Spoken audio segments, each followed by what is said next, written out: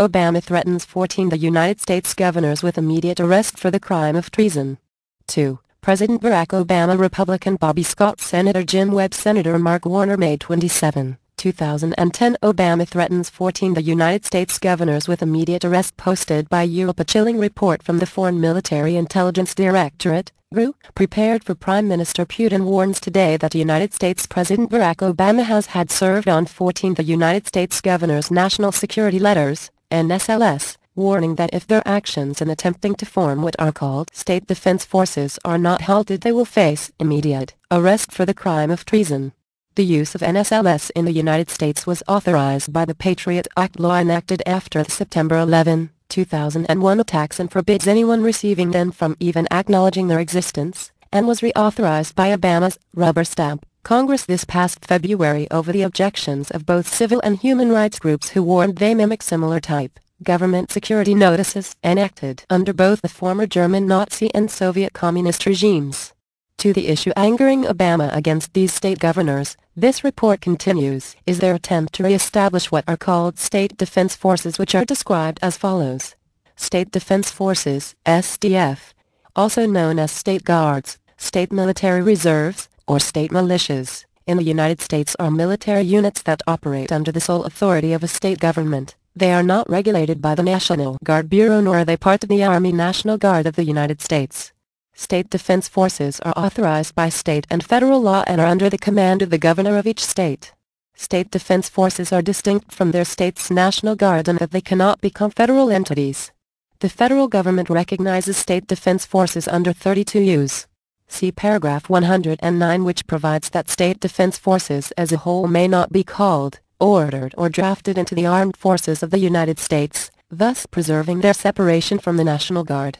Important to note is that Obama, as President of the United States, is also its most powerful military leader, known by the term of Commander-in-Chief, and is authorized by the Militia Act of 1903 to federalize his individual states' National Guard forces, putting them under his command, something he does not have the power to do with state defense forces. Obama's fear of these state defense forces, this report says, rests with his not having power over them, and with the bulk of the United States military forces he does control being stretched to near breaking with the ongoing wars in Iraq and Afghanistan, would leave these state military forces under the control of these governors in de facto control of the United States.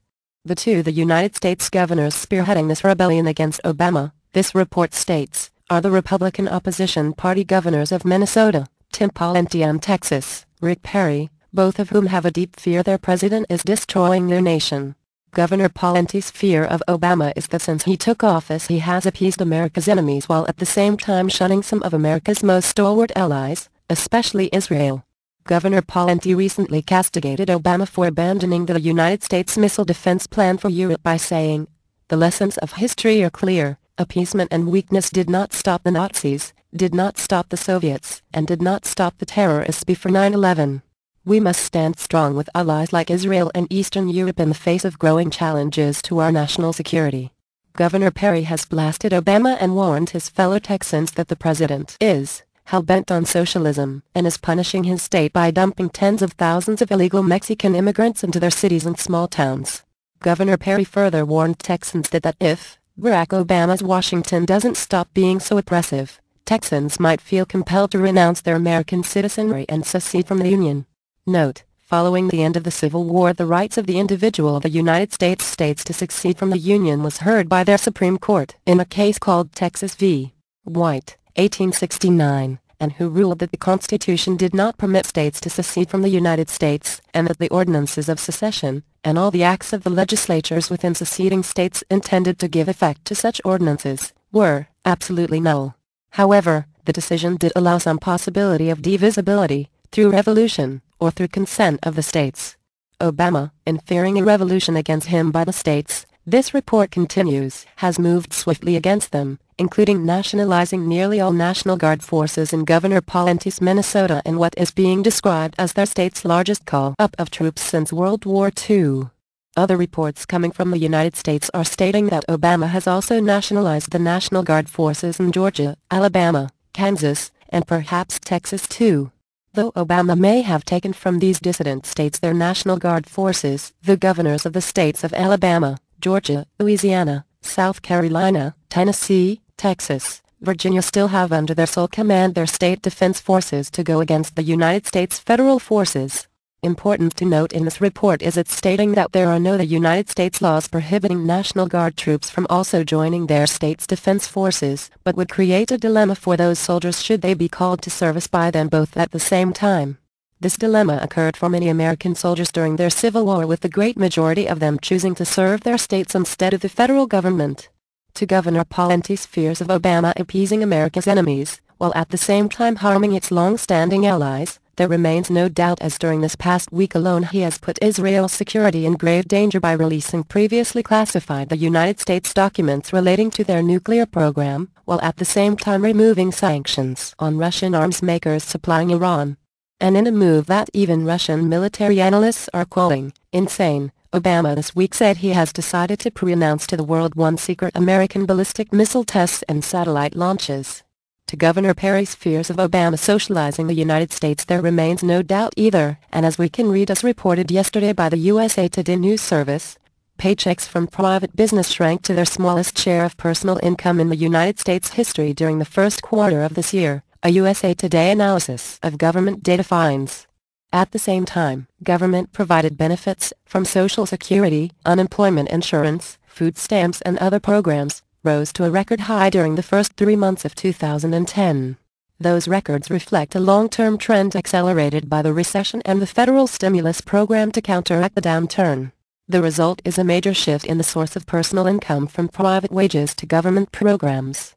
And in an even worse move against his own people who are still struggling to survive the growing global economic collapse, new reports from the United States are stating that a secret program found hidden in Obama's socialist healthcare law called the Community Living Assistance Services and Support Act, Class Act, is about to take from them another $150 minus $250 a month from their paychecks, forcing tens of millions more of them into abject poverty and debt slavery.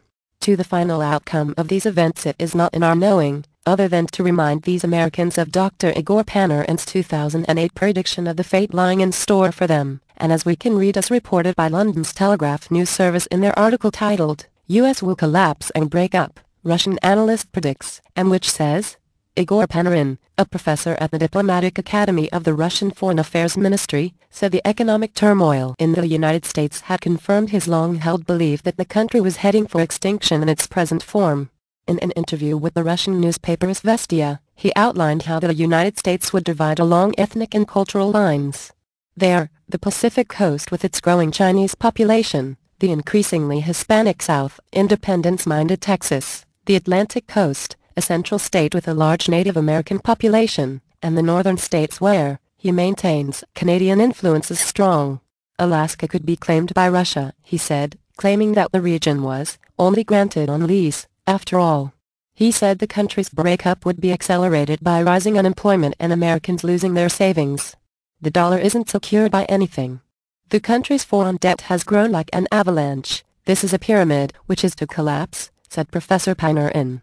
And to those Americans believing they will be able to defend themselves against the fast-approaching onslaught meant to destroy them, they should think again, for even as these words are being written, Obama, through the United Nations, is preparing to disarm them all under the so-called UN Treaty on Arms Control that he ordered his government to sign. The late great American dissident comedian George Carlin once said, "It's called the American dream because you have to be asleep to believe it." One can only hope these poor souls will awaken from their long slumber before all is lost. Disputanta, Virginia, sourced from http://tinyurl.com/349 http://www.congress.org/bio/user letter/question mark ID equals 3181 and letter _ID equals 52641984006 and content_dir equals Congress.org.